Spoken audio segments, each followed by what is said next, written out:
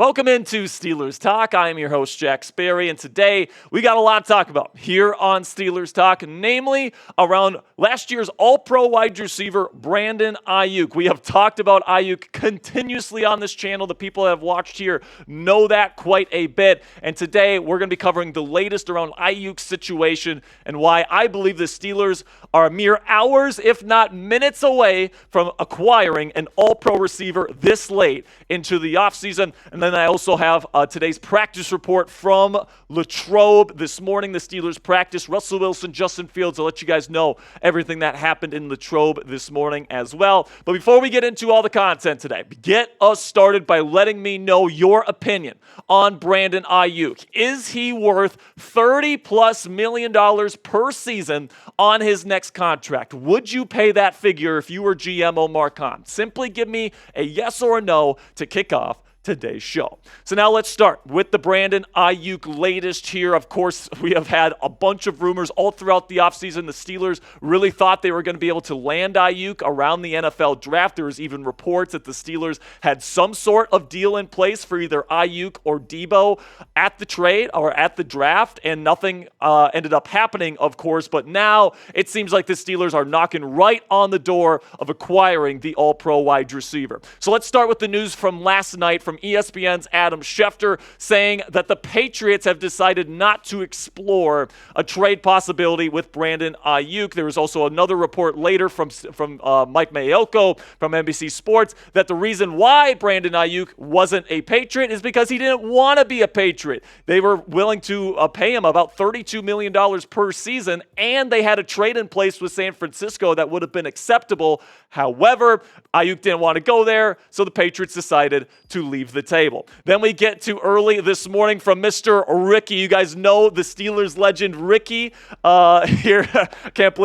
Can't believe I'm putting Ricky on my show, man. But big shout out to Ricky, man. He seems like he's really nailing this one. He says the Niners will not be getting a first-round pick back in this trade. Steelers offered a first-round pick back in May. So listen, man, if this trade goes through and there's no first-round pick involved, that means the Steelers are getting Brandon Aiyuk for an even better price than they would have gotten him if they would have gotten him in May. Then we got Andrew Filipponi, who reported this morning, sources, the Steelers have a verbal agreement in place with the 49ers for Brandon Aiyuk.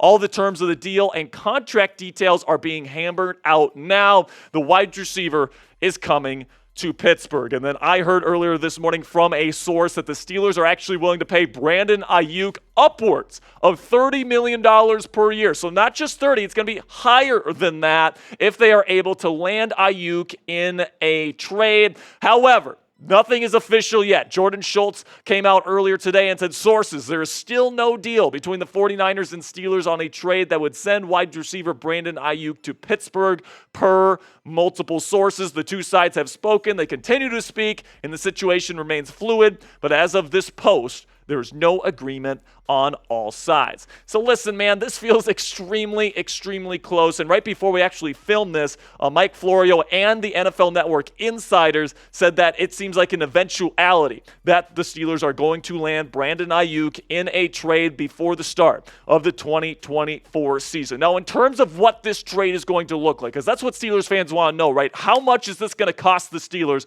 to bring Aiyuk in? This is my best guess right now. I think it's going to be a 2025 second-round pick, a fourth-rounder in 2026, and then I think Calvin Austin III, the wide receiver, will also be a part of the deal. Okay, I think that, you need to kind of offset this a little bit. The 49ers, if they're going to be losing a receiver, they need to retain another receiver that they like. Calvin Austin III, he's smaller, he's unproven, but he can definitely provide them some help in the special teams area of their team, and then he could also be a pretty nice, fourth receiver for them this year as well. So I think this is my best guess right now. And then if it goes through, I think my projection here is that the Steelers will sign Brandon Aiyuk to a 4-year extension worth $125 million, which would be $31.25 million per season on his next deal. Now, that's certainly a lot, but this is something that I think is relatively realistic in terms of how the Steelers view Aiyuk.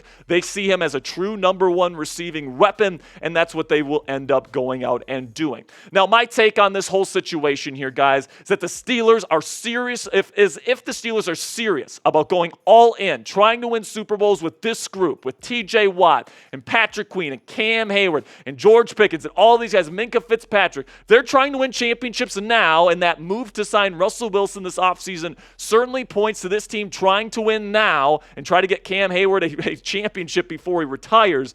I think this is a move you absolutely have to make. I would pay Aiyuk what he wants. I think he is a legit number one receiver in the National Football League. So let me know what you guys think right now. Would you take this deal and pay Brandon Aiyuk $30+ million per season over 4 years? Type A if you'd accept it, or type D for decline.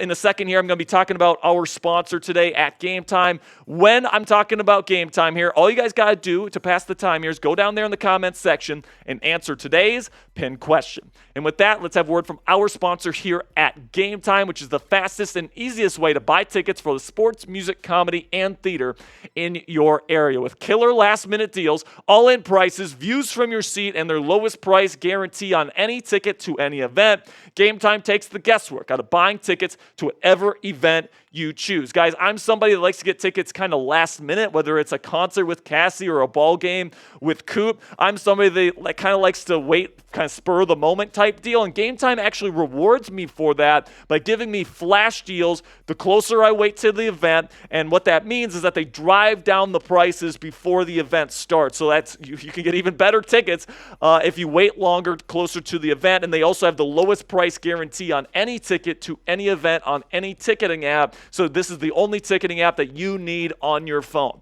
You can also find all-in pricing on their app, so you don't get slapped with crazy fees at checkout, which is a real convenience. So take the guesswork out of buying tickets with Game Time today. Download the Game Time app, create an account, and use code CHATSPORTS. That's one word, all caps, CHATSPORTS. It's right down there in the bottom of your screen right now for $20 off your first purchase. Terms apply. Again, create an account and redeem code CHATSPORTS for $20 off. Download Game Time today. Last-minute tickets, lowest price guaranteed.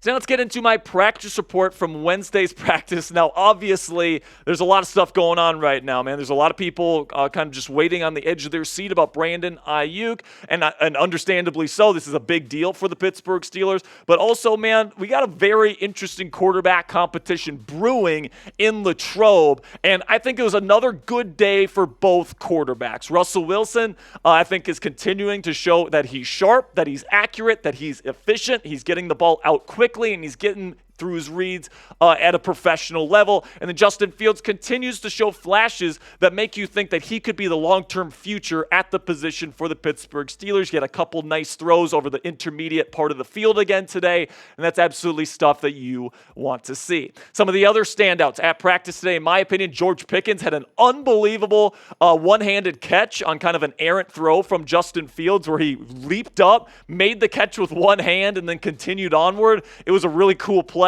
Then also Calvin Austin III had a number of receptions today, getting open a lot. I thought CA3 had a really good day today as well. And then the two young offensive linemen that were the first two draft picks for the Steelers this year, Troy Fautanu, the offensive tackle, and Zach Frazier continued to play really well in camp here with strong showings for both of them today as well. So coming up next here on Steelers Talk, I got the latest injury updates from Steelers training camp. The injury bug is starting to bite the Steelers a little bit here, so I'll give you guys the latest updates here in just a second. But first, if you're excited, if you can't wait to get things going for the 2024 NFL season here with the black and gold, make sure you click that thumbs up icon right now and show your enthusiasm for this football team.